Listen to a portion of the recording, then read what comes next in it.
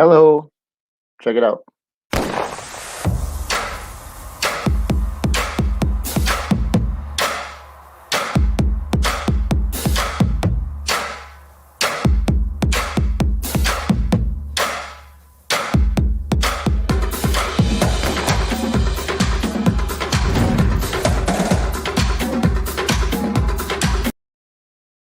Hello, everyone. Welcome. Thank you for tuning in. This is Ken. I am Ken's Comics, and I am live. Theoretically, thanks for everyone joining me. Thanks for everyone that's joining me later. This will be online well after the recording. I'm just a couple minutes late, and I apologize for that. I was looking for some graphics that I really wanted to put up because today's episode, if we'll call it that, of Conversations, is about my influences. Um, Artists that I love that inspired me, would make me want to do what I do to hopefully someday inspire others. Uh, First, I'm going to talk about the ticker at the bottom that says COVID-19 sucks because my last live stream was a little down, and I apologize for the energy not being up. So thanks for bearing with me, guys. If you did bear with me and watch it, start out by saying real quick, my family is fine. I'm fine. Nobody is sick. That's in my household.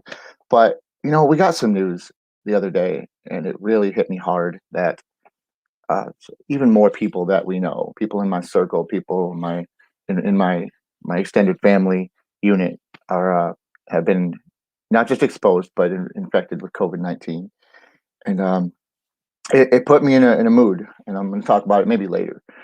Um, and I want everyone to be as safe as possible. This disease has screwed up the entire planet for the bulk of for over a year now. We were just commenting to each other at home how it's been a full since last March that things really started to buckle down and be interrupted and quarantines and canceling competitions and live events and stuff. So it's been a long time. We're nearing a real end of this thing, or at least an end of all the almost the oppression of it. COVID-19 might be around for a while, but we can get it under control. And the thing is, it's up to us to get it under control.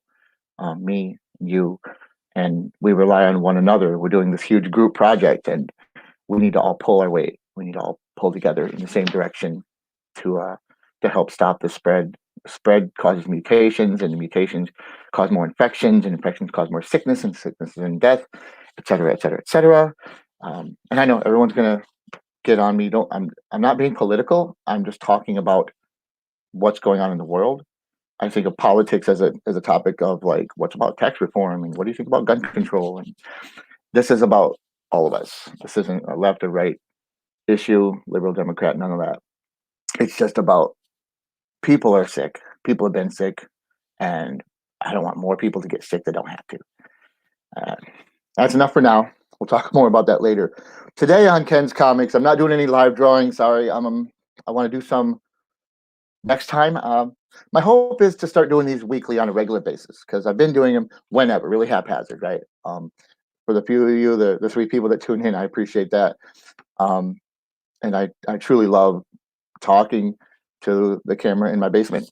We've become good friends, this camera and I. But I like knowing that I have something to say, and something, getting comments from people.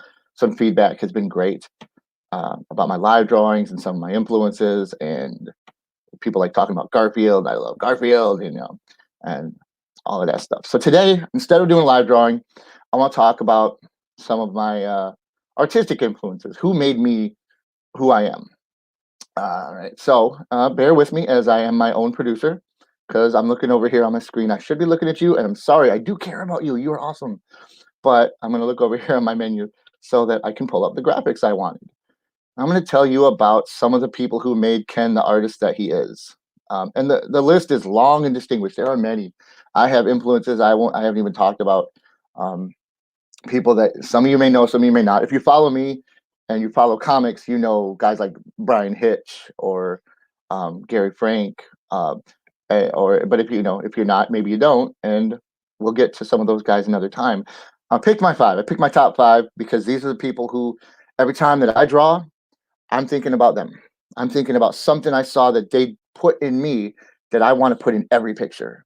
Okay, something like um, my art teacher, when I don't have her picture, or I would.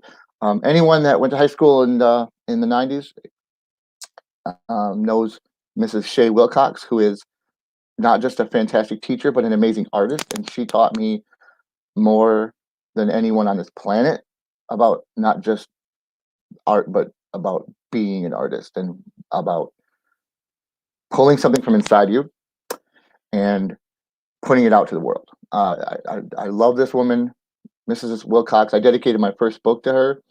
Um, we had the catchphrase in the art club, "You got to have art," and man, did I take that to heart.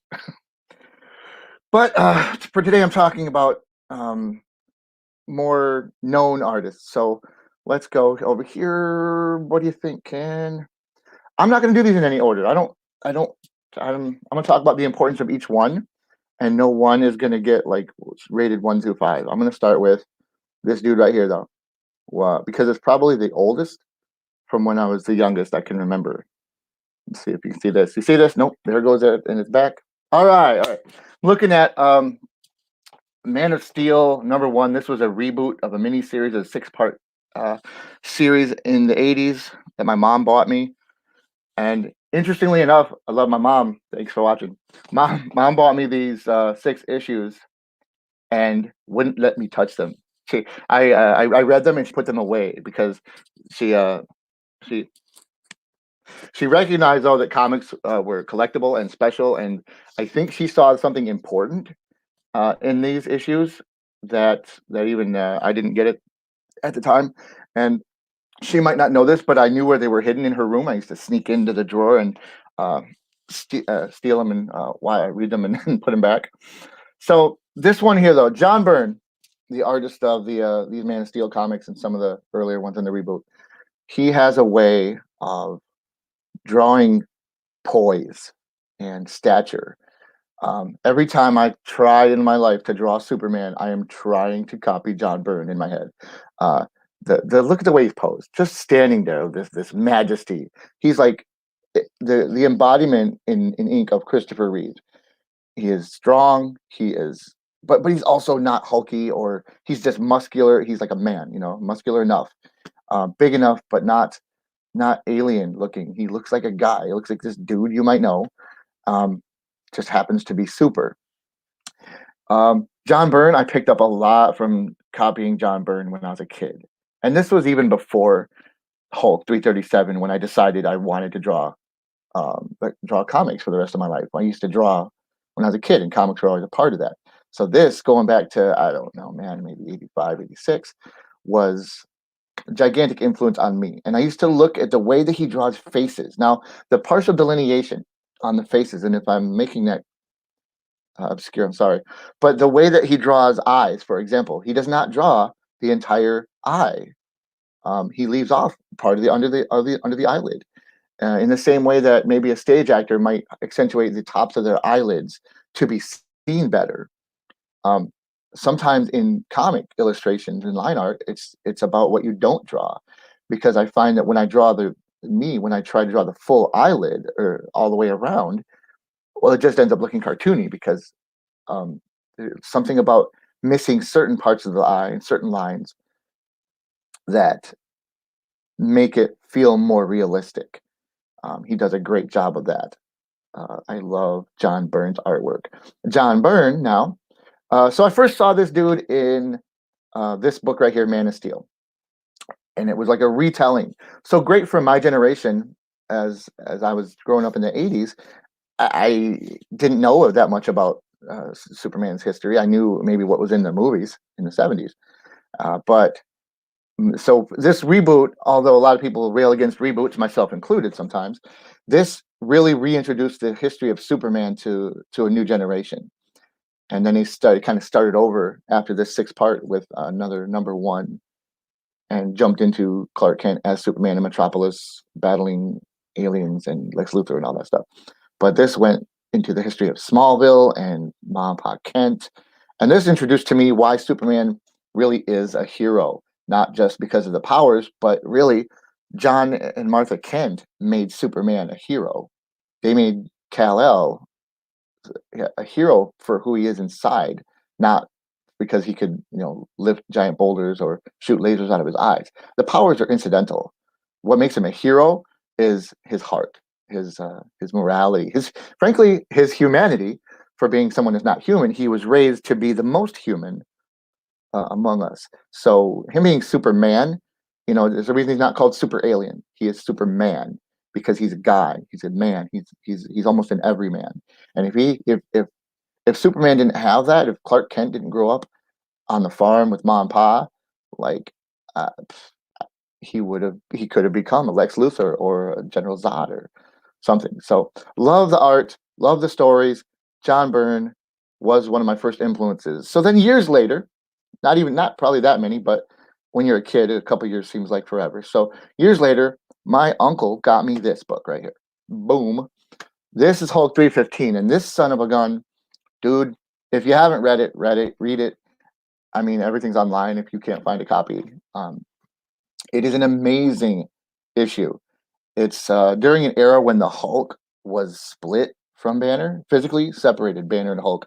Someone finally, they finally figured out how to cure them, and it made the Hulk more savage. He had no, without any humanity in his head, to hold him back or have morality. He was just an animal, a monster. And the thing about this book and these stories of this era, for me, again, I've talked about before, was the duality, the struggle between Banner and Hulk, and I think nothing embodies that more than this freaking cover right here. Um, Now, ultimately, Banner and Hulk are inseparable. They find that they are. They physically existed, but couldn't exist without each other, and both of them started to get sick and die. I mean, Banner, when he they separated, he got better. He actually formed the first Hulkbusters and build these giant robots to go find the Hulk because, long story short, the Hulk had escaped and was going on a rampage, and Banner wanted to find him and destroy the dark side of himself once and for all, right? And again, the psychology of that alone just blows my mind. I'm getting a real kick out of seeing my hands here. I don't know if you guys still want to watch that. Um, for purposes of live streaming and broadcasting, maybe it's better to see the graphics, or maybe it's better to see me. I don't know. And I'm not, like I've said a million times, I'm not trying to be a real professional super broadcaster. I just have things to share, and this is one way to share it. So I actually like this better than my face, so I'm gonna put that back up. I'm finished talking about John Byrne's art. This is the guy that I used to cut out of my comics and hang his Hulks on my wall. Just some scissors and scotch tape. I ruined so many great books. But this is the era where they were fighting dually. When they were being separated, the first thing I saw was this mental plane battle where they're in Bruce's mind, and the Hulk and Banner are fighting one another or arguing. Really, not this particular one wasn't so much a physical confrontation, although they do that later in the books. Hulk and Banner facing off to each other is always my favorite part of these books. It's my favorite part of the story. I could care less if he smashes buildings or fights aliens or superheroes or the army. I love the rage, but I love it when it faces itself. Again, it's something that maybe I need therapy, but it's something that I think everyone can relate to, and it's strong and it's important and it's helpful. And I'm checking over here real quick because I have people in the comments. Hello, people in the comments. Um, the last few times I have had a tough time with the comment section. I don't see a lot of my Facebook comments, so I'm going to try and stay on that um, while I talk about this. So thanks for joining, everyone. John Byrne draws the most bulky and muscular of the Hulks, especially at that time. Now, my uncle that gave me this book hated it. And I don't know if he gave it to me because it was so cool or because he didn't want it anymore. Because he did nothing but complain about the size of the Hulk's head um, compared to his body. And I didn't really know what he meant. I was a kid. I was probably 11 or 12, and I wasn't an avid follower of the Incredible Hulk or comics in general. I was more of a casual kid fan. There's you, there's me. Hello. No, that's not fair. I don't know if that's David or Trisha. And if it's Trisha, I'm gonna say hi, Patty. And if it's not, I'm gonna say hi, David. Check it out. So I'm gonna remove this real quick. So in the Hulk back then, he was a big, massive thing. And it wasn't until the 80s that they started to get more musculature. And I don't know if that's artists or possibly the advent of professional wrestling, where just we were seeing more massive people like Lou Ferrigno and Hulk Hogan and Roddy Piper and Macho Man Randy Savage and wrestlers like that. It became something that people saw more often was just defined musculature. But comics started to follow suit. Only this guy, this Hulk, his body got bigger, his head didn't. So I thought it looked great. It made sense because the Hulk wasn't just a regular human to me. He was a man who become this massive muscle. Uncle didn't like it, gave me the comic. For whatever reason, I owe my uncle a thanks. That might be the only time I do that. And so to me, John Byrne started my career in a way because I studied how he drew Superman, but not just Superman and Clark Kent. The way I'm gonna go back to this one more time, talk about it. The way he draws fabric. Okay, the folds in here of the shirt are are sort of distinctive. Uh, I draw my pants like this a lot too. I don't mean to, but if you're drawing a muscular guy, it still makes sense that he's really busting out of those pants. But the fabric on shirts and wrinkles on elbows and stuff, always something to this day, something I still struggle with. But so I studied that when I was a kid. I spent a lot of time at home alone in my room trying to avoid my annoying sister. And so I would draw, and I would draw myself in the mirror to try and figure out what faces look like. And I would draw from comic books. I had a light board that had some John Byrne art that was traceable. So I spent a lot of time doing that, drawing Wonder Woman and Batman and John Byrne art. I couldn't find any of those transfers, or I would show you because they're very particular poses, and I drew them a million times. But my first tracing, real, and that's tracing, not inking, tracing. But just in terms of getting to learn as a kid how to draw forms and the proportion of arms and legs and stuff, that I thought that lightboard tracing was fantastic. I found the same one years later on eBay. Cost me more than I wanted to spend, but it was something I just had to buy. I bought it. I said I bought it for Emily. I didn't really buy it for Emily. I just think it's a cool because they make better light boards than this now. But this particular one that I got, it was something special, man, and it had to be in the late 70s. So got that. I got that. I'm gonna switch to a new artist. All right. So John Byrne started me with drawing the Hulk and or Superman and regular people, led to the better version of the Hulk that I love so much. Um, Talking about the duality, I'm going to jump way ahead, and we're going to talk about um, Liam Sharp and Robin Riggs. Boom. All right. Now, speaking of duality, this particular issue, God bless Peter David, was a great struggle in the Hulk saga. And what you're looking at is Bruce Banner, who happens to also have the mind of the Savage Hulk bursting out of him, right? But he's stuck in this uh, weak human body. Um, Banner's psyche is so interesting, and it's almost its own character because it makes decisions for him.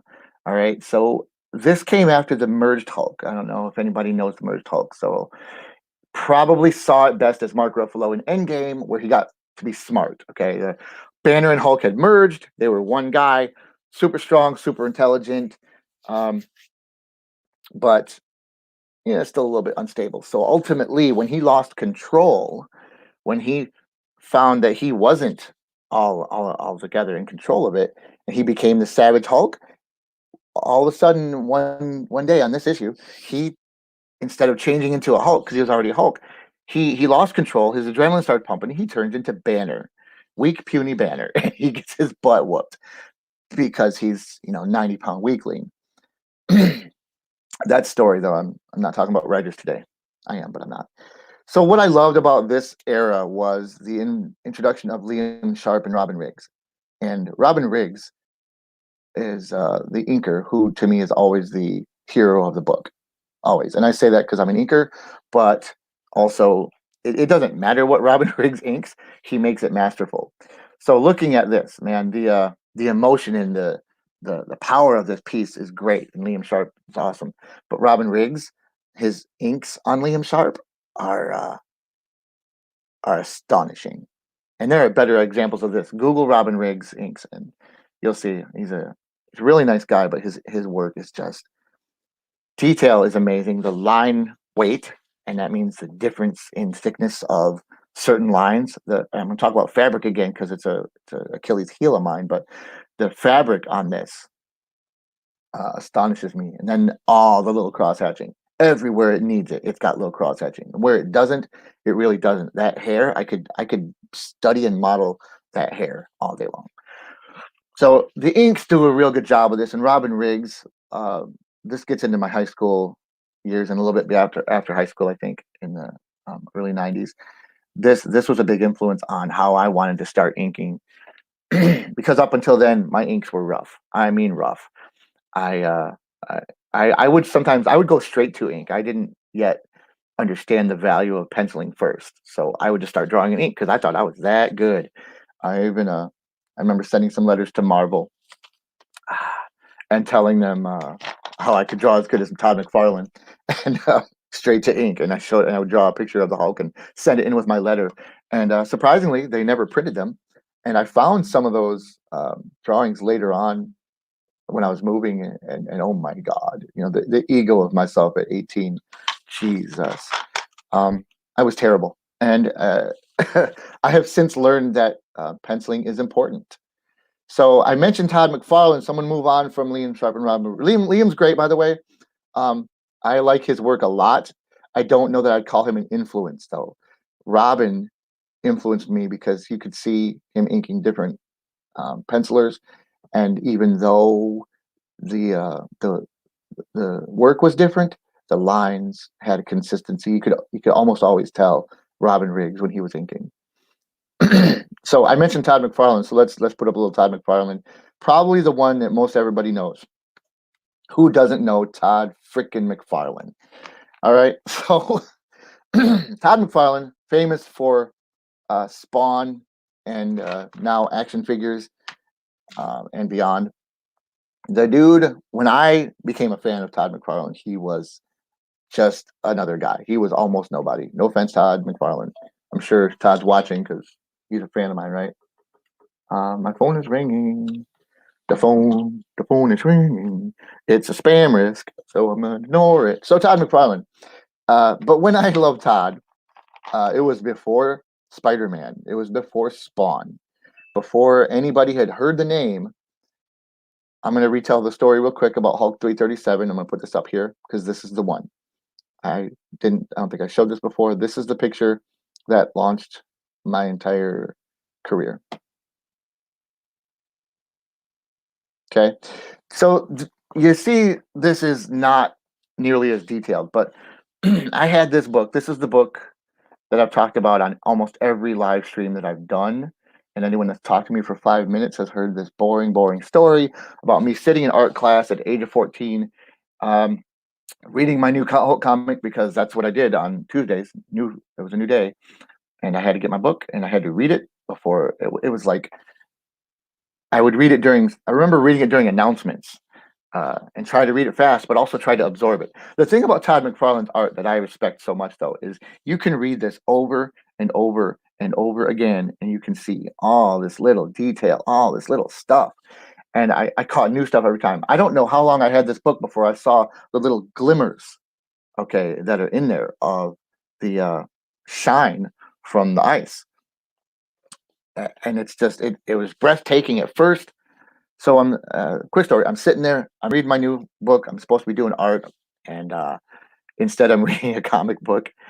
And I open up, and this is the page. I open up to this. Holy crap! The way his body is bent and twisted and shaped. But more than that, why does the art look like ice? No, to be fair, it was in color, but I just sat there marveling at the art looking like ice. And then I, for the first time in my life, looked at the weight of the lines, the, the blacks where they belonged, the thickness under his bicep, the thickness of the lines around the ice in the foreground to make it stand out. Um, and as a kid, as a young person, even up into my teens, I told you I tried to go straight to inks. Um, I didn't get the purpose and the importance of the inker, not the tracer, the inker. And so for me, this book made it all. This picture made it all happen. I remember not even I got through the book. I don't remember. I didn't leave it remembering anything else except I need to go home and study that page, because the words in my head said, "I want to do that." That's what I heard. It's like a voice in my head, my conscience or whatever. Just looking at this, sitting in art class, having had a mental epiphany. Having been to a point in my time, my life, where I was having discussions with my art teacher about where to go with my talent. What did I want to do? And I had more than one conversation with her about that, because she uh, she was really encouraging about how good I was at things, but at what did I want to do with it ultimately? And just no adult had ever asked me that question before and made me feel like I could do something with it. It was I'm 14.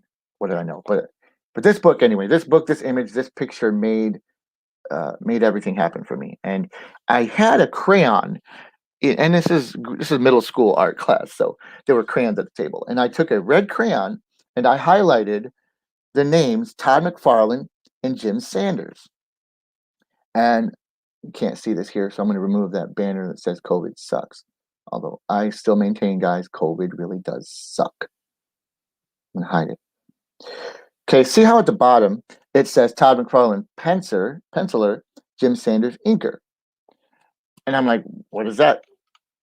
I mean, I guess it's clear enough, but if to me, I'm like, the inker would be the artist, right? But then the penciler is also the artist.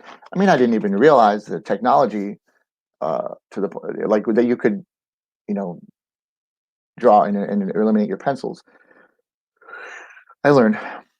So because I didn't know, I highlighted these names: Todd McFarlane and Jim Sanders. Um, and for quite a long time, I credited McFarlane, thinking, well, an inker just is must be the guy that goes over an ink, right? What they were affectionately referred to as a tracer. So I actually wrongly worshipped McFarlane over Sanders for quite some time, um, and ultimately learned that the inker really is the guy that makes the piece finished. And in this particular piece, again, a couple years will go by, or not. No, I'm sorry, not a couple years. I think it probably was within a year or two that Todd started inking his own Hulk comics, and the inks are so flat. There's no weight, there's no depth, there's a whole buttload of detail.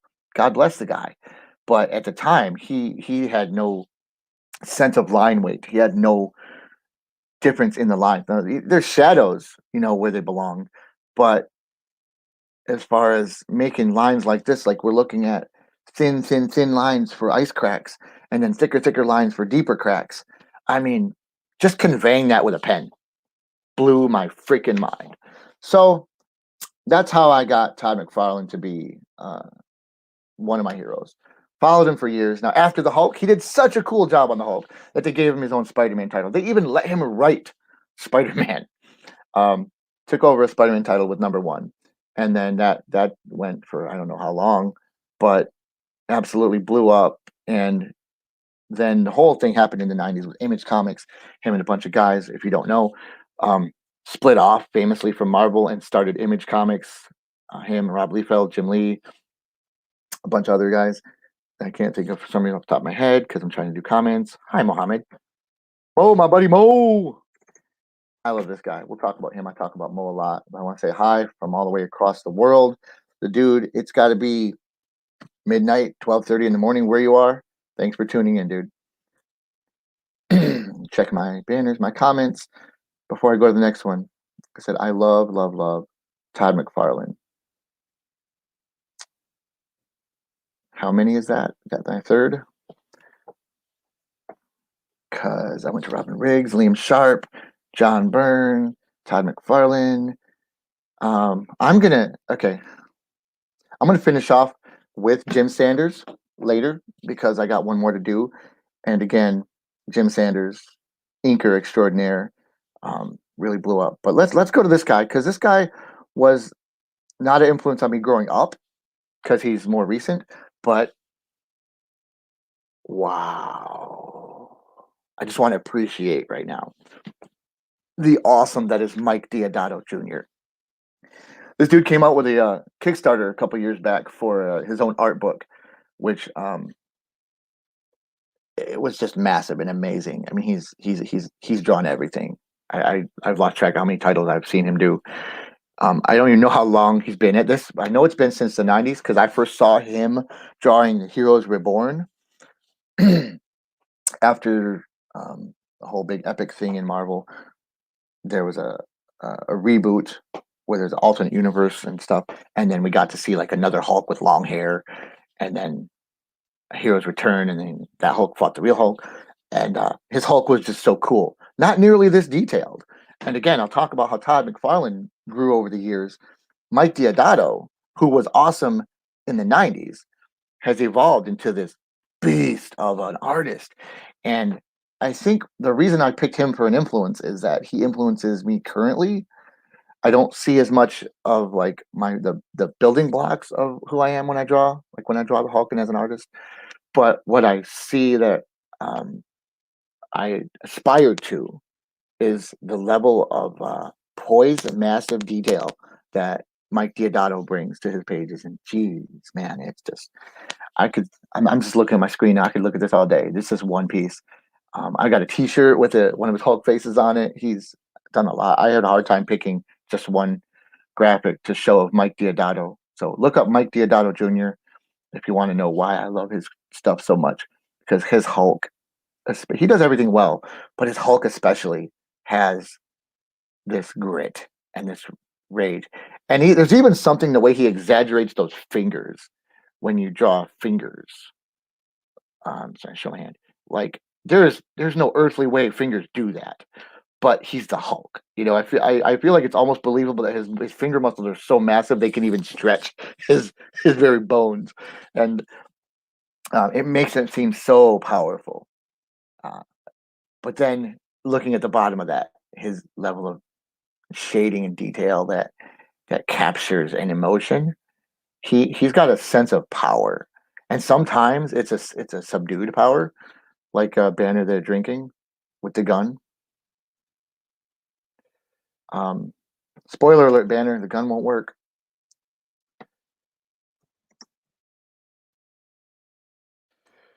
Um, so back to Mike Diodato. I just love the guy. He is, I think, in the modern era, not talking about my childhood and my younger years of who showed me stuff that I wanted to learn, but just maybe who I aspire to be. If there's such a thing at this point, I don't really want to be anybody. I used to want to be Todd McFarlane or I wanted to be John Byrne, but I just want to be Ken. But if I could be Ken and draw a little bit more like Mike Diodato, I I definitely would do that. So I've gone through the gambit of some of my favorites right now, guys. Um, going from the man John Byrne through my favorite inker, uh, modern inker Robin Riggs, to Todd McFarlane. Oh, you know who I missed? I'm going to talk for just a second before I go to this last one because the last one's my favorite, and I just want to end on that. Um, don't know if I have one here. Picture of Norman Rockwell. You know, here's the deal with Norman Rockwell. I studied him in school, and he is a master of pretty much everything. I'm not even positive that I think he was a human being. If they talk about aliens coming down and building the pyramids, I think Norman Rockwell was an alien come down here to draw and paint.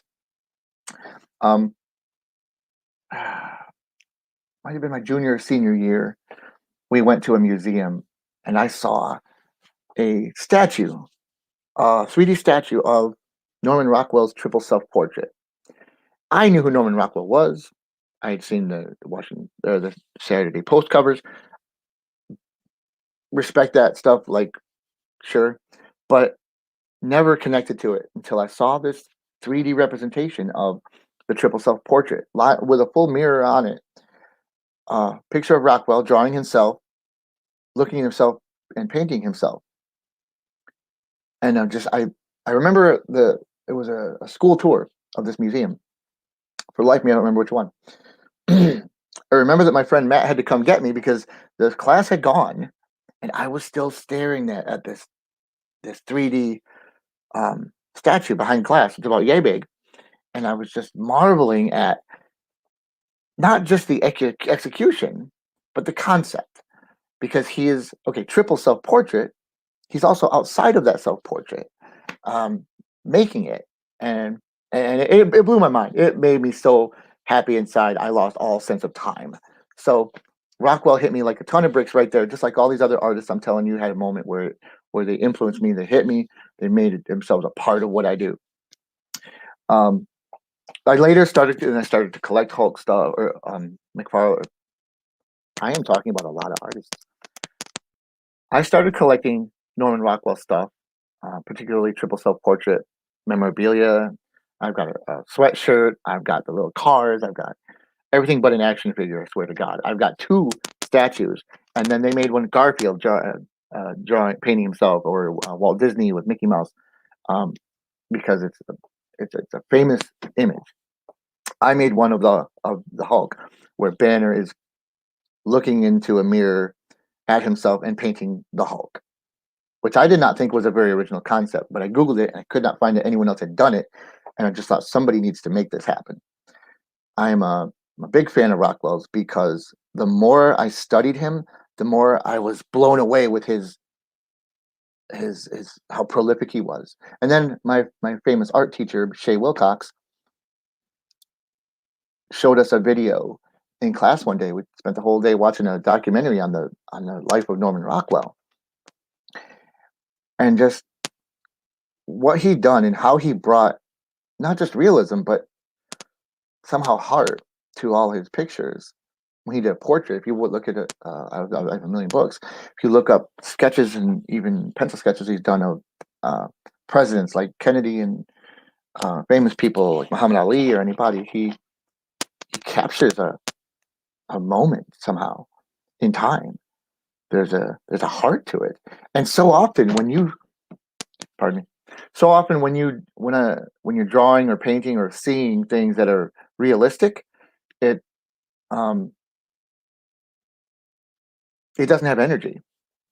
That's why comics has a thing where, like Mike Diodato, you exaggerate, you get perspective or passion to something, you exaggerate a little bit, so it's not quite realistic, but it conveys energy. Somehow Rockwell captures energy in a bottle that like nobody has, not even the great Alex Ross, who I should be talking about today, but I'm not.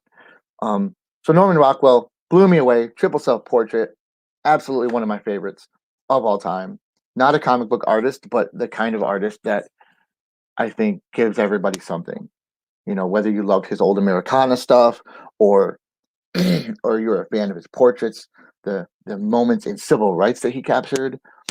I'm a fan, honestly, of the sketchbooks and the unfinished things that he's done. Oh man, I'd be remiss if I didn't talk about. We got to see the Norman Rockwell exhibit when it traveled around the country, and it came to Grand Rapids. Might have been Grand Rapids, maybe, or Lansing. Came to Michigan, right? Maybe Detroit. My favorite thing, one of my favorite moments of my life, was getting to go and see Norman Rockwell's paintings up close. Because this painting, the triple self-portrait I'm talking about specifically, because I could, go on and on for an hour about other paintings. But the one that got me the most, the one I love the most, the one I'm a collector of, the triple self-portrait. And getting to see up close and live within a couple feet, they had it roped off. You couldn't touch it, but you could see pencils. Okay. You could see brushstrokes. You could see imperfections. You could see things that I wouldn't have left in there. you can obviously see how he sketched, how he drew the layout in pencil, and then painted, and you can still see through it. And from a distance, it looks like the most perfect picture in the world. And when you see it up close, you see every flaw, and somehow that's what makes it better, though. I was talking to Ted, my man Ted. Hey, thank you. Hey, Ted's there. Hey, Ted. Just talking to Ted about imperfection being where style lives, right? Um, One thing I don't like about some art, I mean, especially a lot of digital art, is it's too perfect. If it's too pretty, it loses a little bit of its heart, of its life, of its energy. Something that Rockwell had right up close, man. And again, I got mystified and lost. My wife and daughter walking away, looking at other cool pictures and paintings and drawings, and I'm stuck staring at the triple self portrait, staring me in the face. And I can't believe it's here. I can't believe it's real. I always imagined it was probably 50 feet high or something. I don't know. It just for it being just, you know, I don't know, 4 by 6 or just a normal size painting. I was in awe of it. And I could look at it the way I could look at Todd McFarlane's drawings forever and ever and find something new. I could look at that forever and find something new. If it ever comes around to your town, check it out. If it ever comes back, I am going and I might live there. I made him circle back around so that before we left, I could see it one more time because the triple self portrait, it's a masterpiece and its inspiration lives on. Oh my God, I'm just getting all geeky just thinking about it. I totally love Rockwell and the triple self portrait. They inspire me as an artist in general. Um, and the other thing that inspires me about Rockwell is how freaking prolific he was. I mean, I know he lived a long time, but I mean, the body of work. I have a dozen or so books about him and his life, and there's different pictures in every one. How they talk about Norman about Lin Manuel Miranda says about Alexander Hamilton. How do you write like you're running out of time? And I feel like if that applied to artists, then Norman Rockwell must have always been drawing or painting like he was running out of time because it was masterful. And not just a painter. Dude, dude could just with a pencil or charcoal create the most realistic, photorealistic drawings and somehow still not look like a photo because they looked like they had or like a very good photograph anyway that captured that heart. Like I said, he had a way. He had a way, and there's just no one like him. There never was, never will be. Um, let's go back to finish off my day. Thank you all for paying attention. If you're still listening to me ramble, this is Ken with Ken's Comics, and I'm talking about what made me the artist I am today. Looking at my very favorites from Todd McFarlane to John Byrne to Mike Diodato Jr. and Norman Rockwell, who I apologize, I don't have a graphic for Norman Rockwell, but I feel like if anybody needs no introduction, it's Norman Rockwell. So y'all know who Norman Rockwell is. Now, I'm going to go back to this one because this is my two of my guys are the same image. And when I talked about this picture, this Hulk 337, I've talked about it a million times. I figure there's only 3 people still watching, so you can probably recite the story by heart. Guys, this is the one that blew me away, though. So I'm all about Jim Sanders in this one because Todd McFarlane has an energy, right? I talked about the energy of drawings. Todd McFarlane and his exaggeration. Todd McFarlane, by the way, I'm going to go back real quick. I used to watch every interview I could get my hands on that Todd McFarlane did. Now in the '80s, there wasn't the internet and stuff, and all we really had was like Wizard magazine to keep us in touch with what was going on, and occasionally a TV spot or something. I saw an interview that Todd did, and he said 2 things that struck me. One, um, don't move to New York. And even then, before internet, he said, "Don't move to New York. If you're that good, they'll come to you." And he never moved to New York. He was Canadian, and he moved to, or he didn't move. He would mail in his work, and he famously had hundreds of rejection letters before he finally got a break. And even seeing his early Hulk stuff, I'm like, I don't know how this guy got a break because he wasn't that great in the beginning, but he definitely improved. So to my point, anyway, Todd McFarlane had the advice that was different, always different from everybody else. Todd's a think out of the box guy. And the advice that he had that nobody else ever had was draw from comics. Now, every other comic book article I read, everybody, Jim from Stan Lee to Jim Lee, people would say, if you want, even Peter David, I think, if you want to draw good comics, draw real life. Draw from real life. Sit and draw trees, and sit and draw cars, and sit and draw from reality. Draw from pictures, draw from the mirror, draw reality, and that will make you a better artist. And that's awesome. Hey, I love that. I still do that. But Todd McFarlane said no. This dude said, you want to draw comics, study comics. Okay. And I was, especially as a teenager, I'm like, oh wow, this dude is trying to help me shortcut. And I think maybe that was, but it was another one of those moments where it was just out of the box thinking. Everybody else said to do it one way. Todd McFarlane said, do it this way. And when you see Todd, especially Todd's early stuff, his he has no sense of proportion. Love the guy, but his Spider-Man is physically impossible. He's twisted and bent in such crazy ways, but that gave him something that nobody else had, especially at the time, and that everybody else copied, myself included, for years and years. So it was kind of awesome, kind of impressive.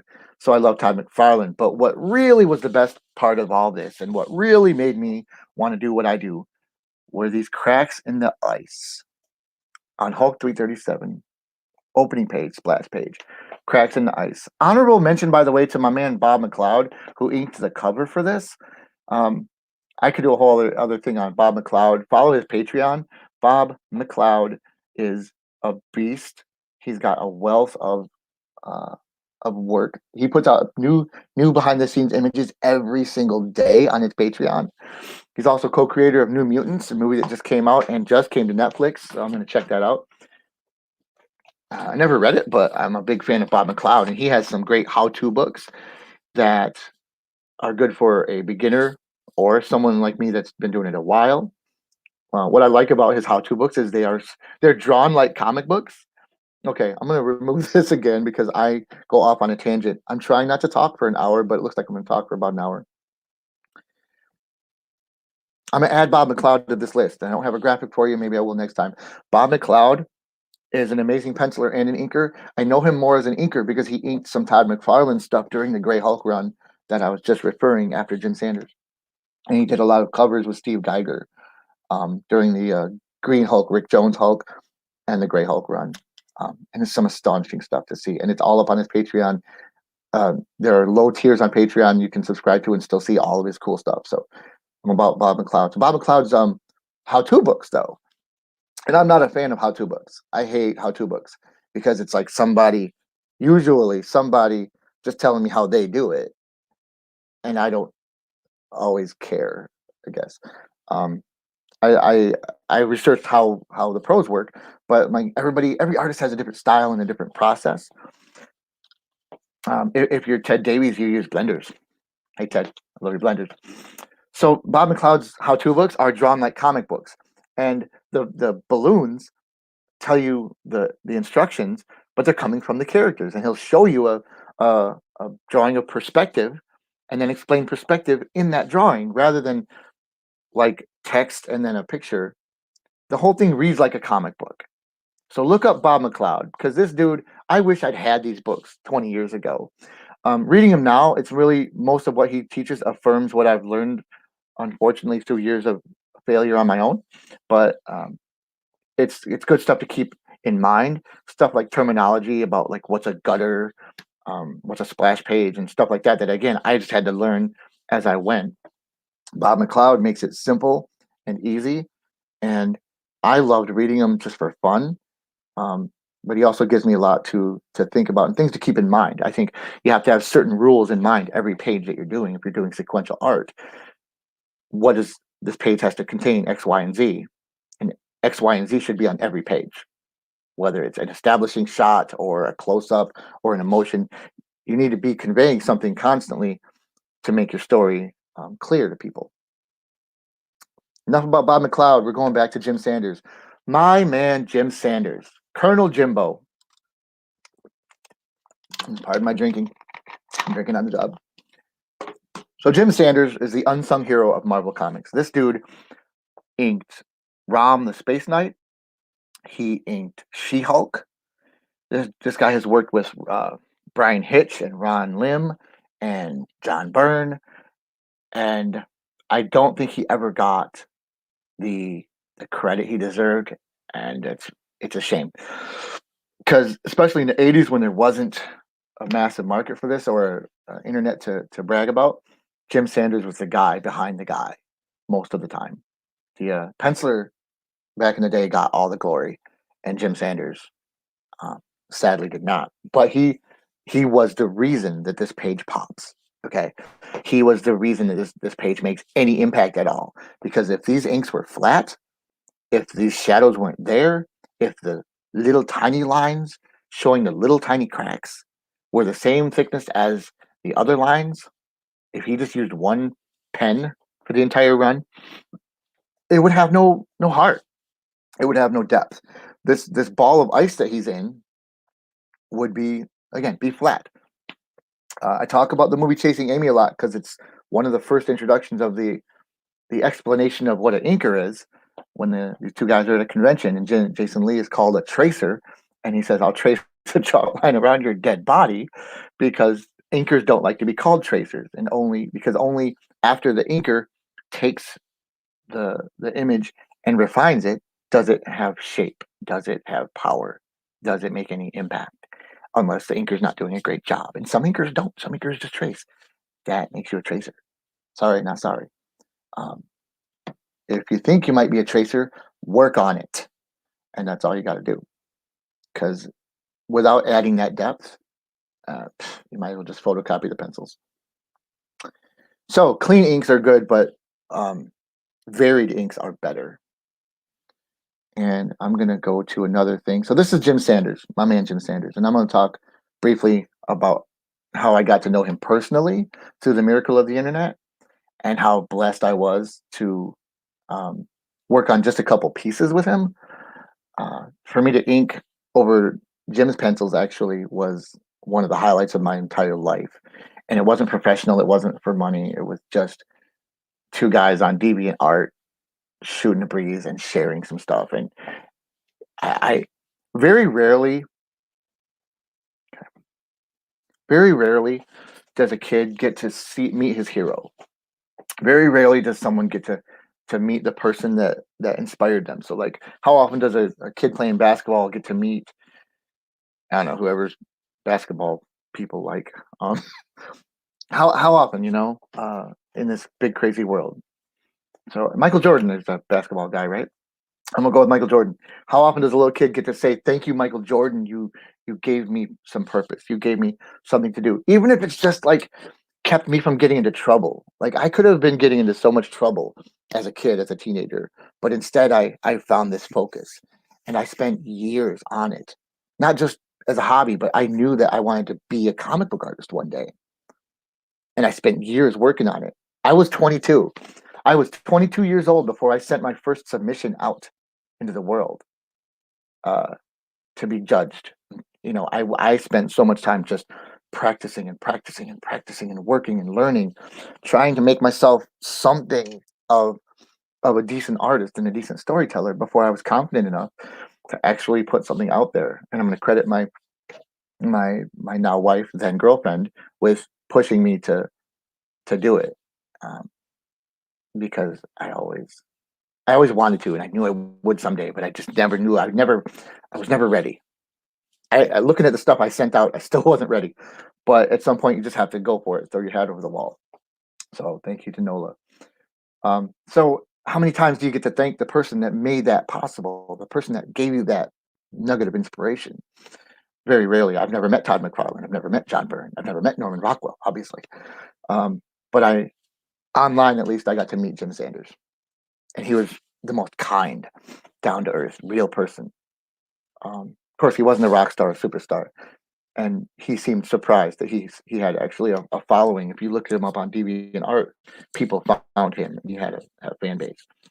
So, getting to know Jim, I just reached out to him, and one day I'm like, "Hey, Jim, big fan. Want to say thanks for all your cool work." And we began conversing. We became friends. We talked for years, back and forth about our personal lives, our trials, struggles, art stuff, not art stuff. I learned about his history, his illnesses, his marriage and his divorce, I mean, we just became genuine friends, and so I love Jim Sanders to pieces. But I loved him first as a fan. So one day, I said, Jim, I, I, I would love to do something together, and he did too. We began to talk about my new book back then, Angel's Blood, and he was working. I sent him some pages and some pencils that he was going to ink for me.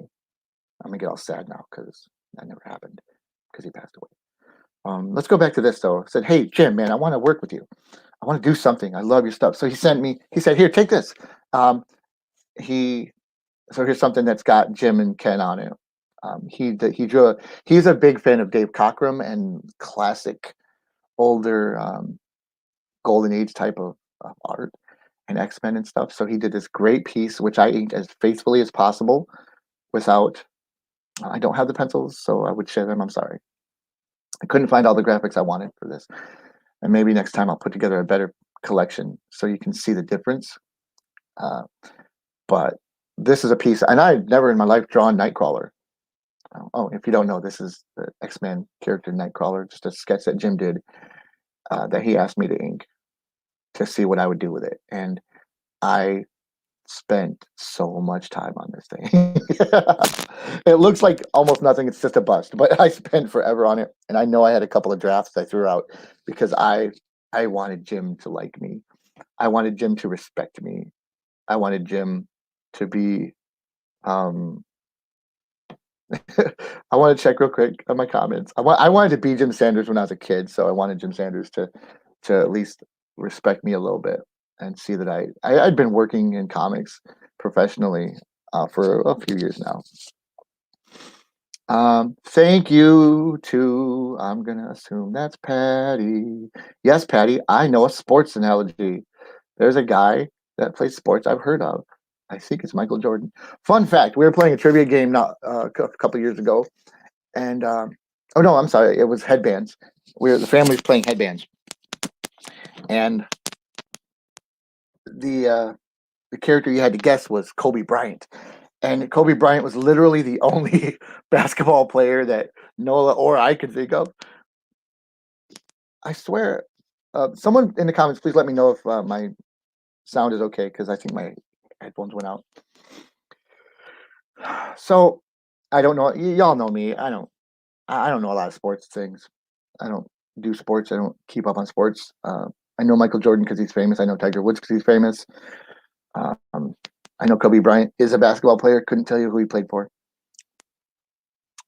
So this is my man, Nightcrawler. I love doing this with Jim. I wanted to do more. I'm going to show you this last piece. So this is one of my favorite things because Jim sent me this pencils that again, I'm sorry I don't have the original pencils, but I think you can still see well enough. Jim sent me this and said, have at it. And I was like, oh, wow, man. In the drawing, there was almost no hands or feet in his pencils. And knowing he was a fan of the classics, I was totally sucking up a little bit. Um, you, it, cool. Thank you, Ted. Thank you, Ted. It just sounds weird in my ear, but just want to make sure everybody's still getting me. I'm close to an hour. I'm going to try and wrap it up because I got one more thing to say after all this art stuff.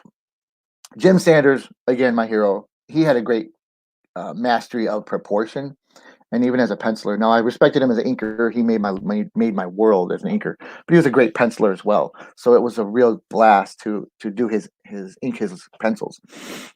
He has a much simpler art style than me, and so I tried my very best to add a little bit of the cross hatching and the hatching that I usually do without going overboard because that wouldn't fit this style. Now the cross hatching is mad for Angel's Blood, right? Legends of Log and some of that stuff is really busy, and that's when the project suits it, it's absolutely called for. But when I'm doing something simple like a superhero, you don't want a lot of that. You don't want it to be as busy unless it's the Hulk, in which case the more detail the better. It's a monster story for Christ's sake. Jim Sanders drew this, and I was happy to say that he really liked it. He gave me permission to print and sell it. He wanted me to do more coloring after he saw this. He asked me, we were in the works of doing some stuff. So anyway, I wanted to impress him, so I did this Kirby crackle around the hands and feet because I wasn't familiar with the character, so I didn't really know what to make him do. And the Kirby crackle is something that art people probably know best as Jack Kirby, the king of comics for all of history and time. He blew away just generations with his art and his. Got this. Sorry, my messages are coming up and I'm getting distracted. So Jack Kirby, the Kirby crackle, that energy blast there can be used for so many things. It's so versatile and it's so cool.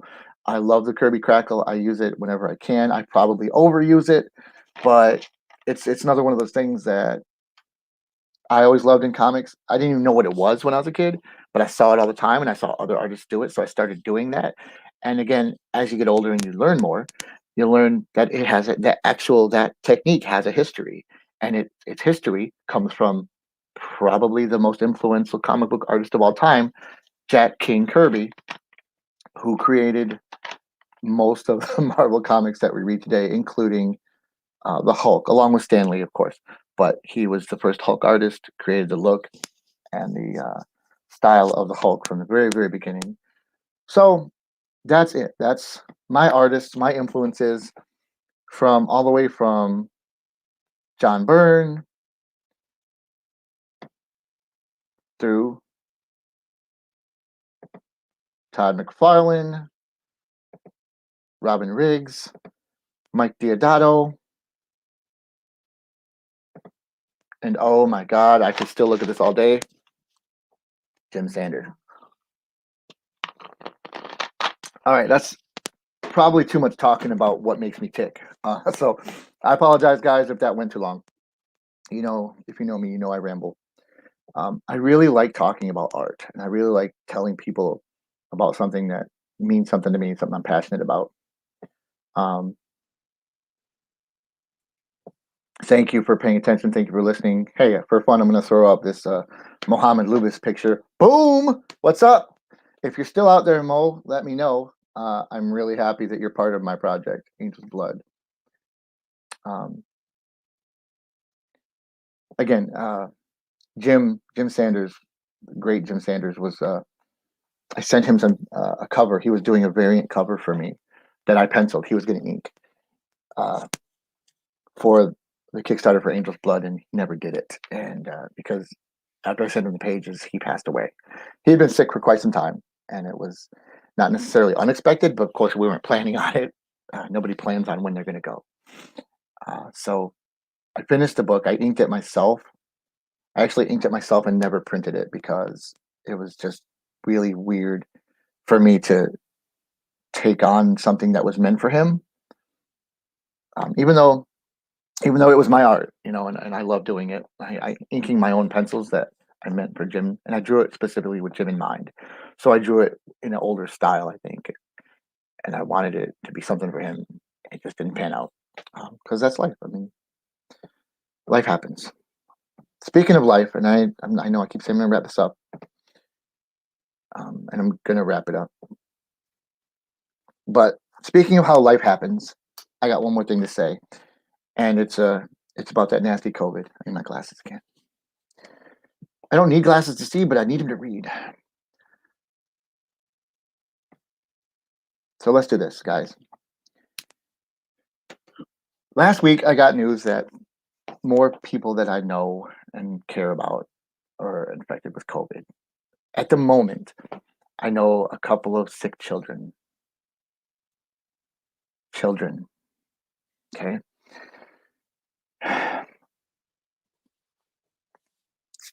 It's been a year. I know nobody needs a lecture.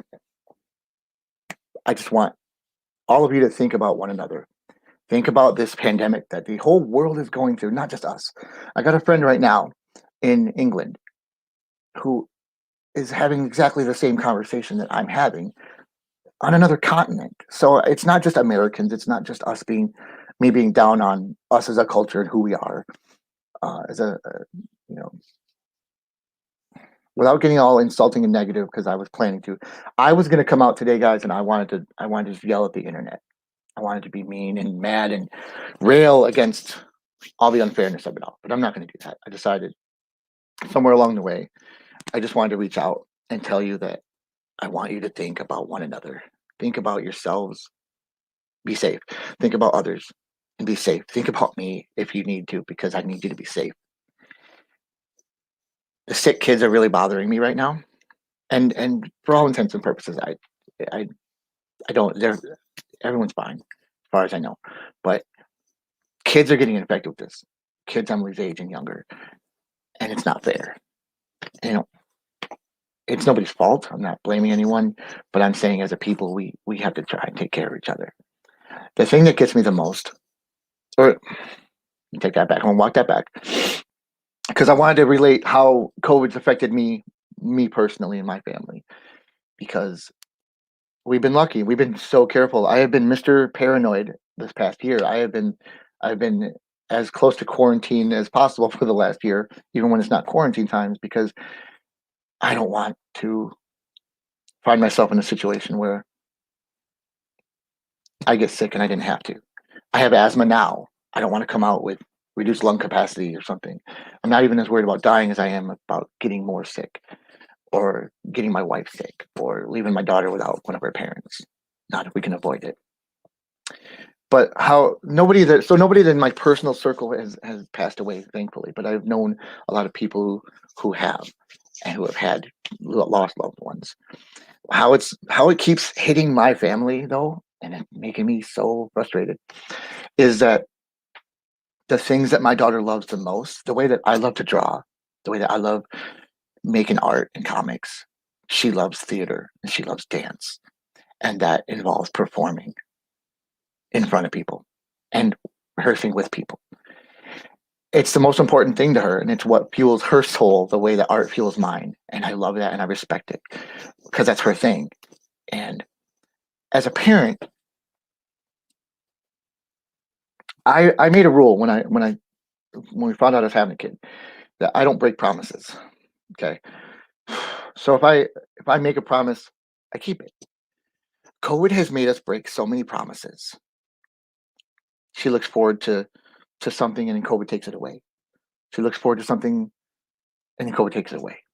We just get comfortable and we tell her, okay, everything is this way for a while. We're going to quarantine. We're going to lock down. We're going to do things safe so that you can have these things. And then COVID takes them away. I find myself in the place, I find myself in the position of always needing to make up for COVID, taking things away from her, and it breaking my heart. Okay. I want this to be over as much as anybody. We can't force it to be over. So please, for yourselves, for each other, for me, for my daughter, be careful as much as you can. I can't. I don't want to tell people what to do, but mask up. Okay, there are situations you just wear a mask.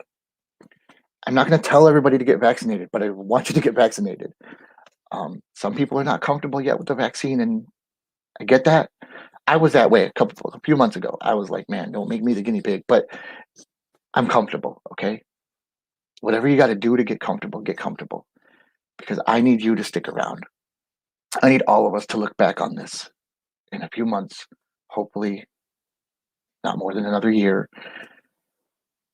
We're all still here, and we can look back on this crazy time, tell stories about it, and live another day, and not have more things taken away from one another, and not take things away from each other. We are not the enemy. I'm not your enemy, and you should not be mine. We have to hold on to one another. We can't get through this without each other, and I can't get through this without all of you doing your part. So, for me, as a personal plea, please be careful, be safe, because I miss my friends. I saw my mother yesterday, and I gave her like a quick half hug, because I'm not fully vaccinated. She isn't even. Her vaccine uh, worries are another issue for me, but she's not vaccinated. I'm not vaccinated. She's a hermit. She doesn't leave the house, but still, you never know. And the kids that I know, the people that closest to me recently that got tested weren't sick. We got tested out of precautions and found out, and now are getting sick. You don't know. You don't know. So be careful. Um, Thank you for listening. I love you. Sorry to go off there. I'm not really sorry though. Um, be good to each other and be safe. And next time I'll do something more artsy and less serious, and hopefully there'll be less COVID in the state of Michigan. I'm gonna try. I try to end like